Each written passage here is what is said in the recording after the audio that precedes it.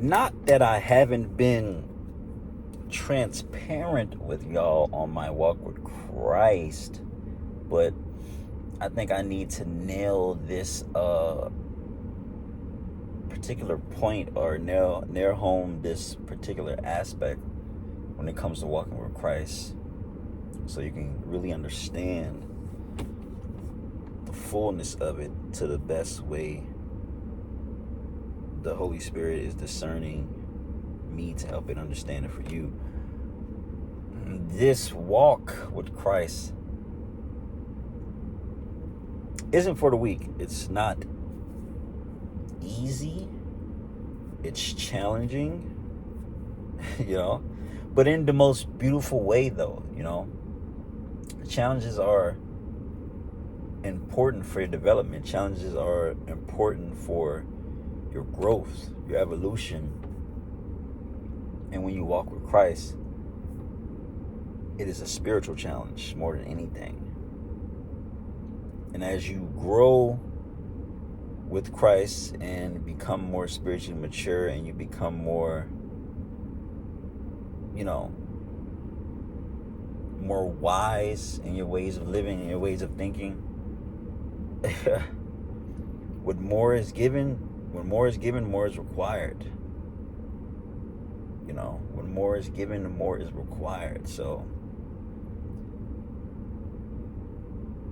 when you really feel and experience the glory of the Lord, and He's blessing you just with, just wisdom, knowledge, insight, divine understanding, the stuff that really transcends you beyond the feelings of your flesh, the schemes of this world, and the schemes of the enemy. Like, when you really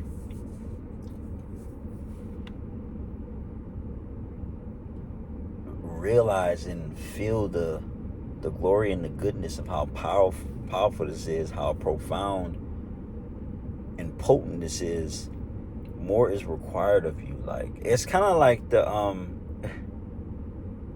this. Have you ever heard this saying? It's like actually, I seen Mark the Messenger say this. That just come into my head. New levels, new devils. New levels, new devils. It's like, once you get here spiritually, okay, you beat this level, next level, this other thing is trying to hinder your spiritual growth. Once you get here spiritually, you conquer this level, next level, there's another thing that's trying to hinder your spiritual growth, or trying to hinder the will of God in your life. And it's just like, man, you always just have to be in a constant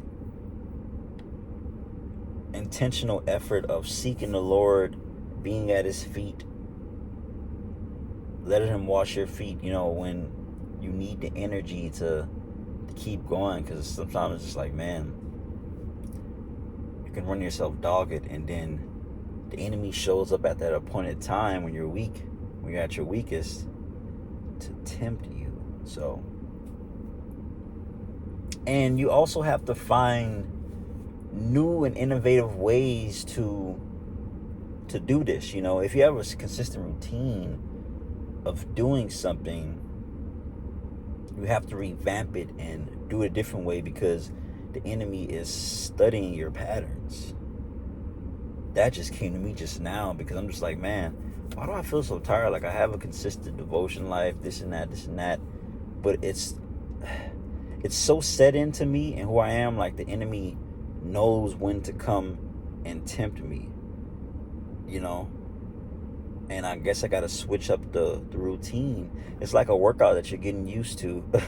That's exactly what it is. It's like a workout that you're getting used to, and your body isn't growing no more. You have to switch up the routine. So you always got to be one step ahead of the devil.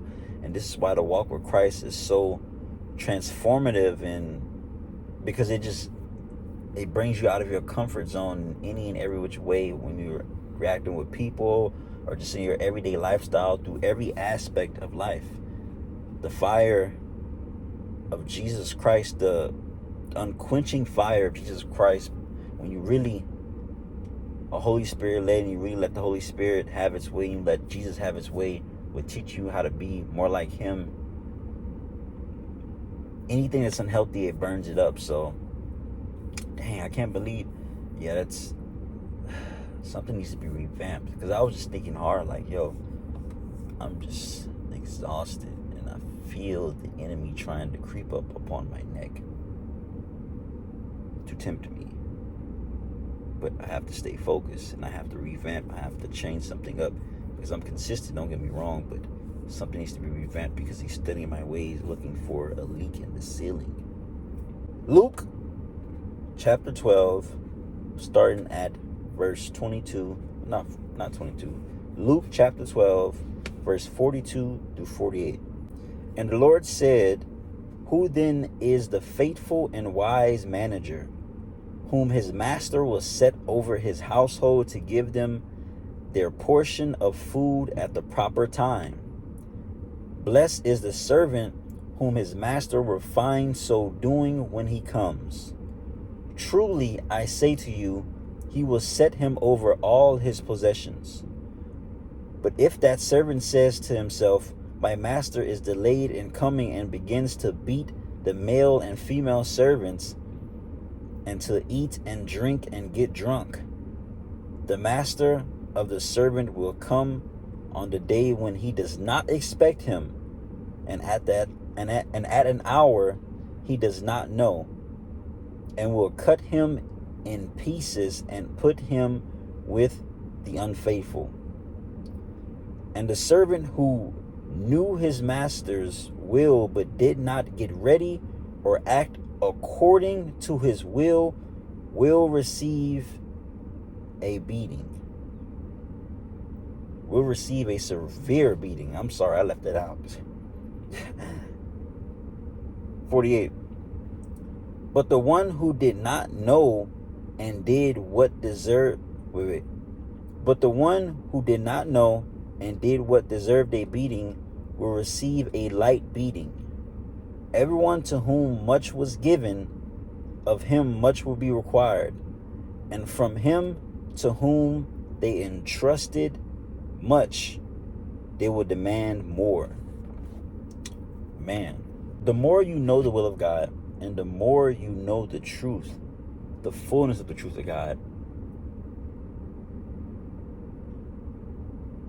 more is required of spreading the gospel, of being holy, of being righteous. And because we in this fleshly body, it can get tiresome, and you could run yourself dogged. But like I said earlier, this is when we have to be at the Lord's feet, falling at his feet, and revamping our everyday habits. Even if you're consistent, being healthy, this and that, you got to understand the enemy is looking for that way in. So we always have to seek Christ for our improvement, and we have to embrace being uncomfortable and willing to accept challenge through Christ to burn up any unhealthy area or aspect in our life. Paul says it all the time, like he rejoices in suffering, because we're suffering not only for ourselves but for Christ and for others. So that is it for this video. I just came from the gym. I just wanted to say that because it was on my mind heavy. Thank y'all for watching. Y'all have a blessed day.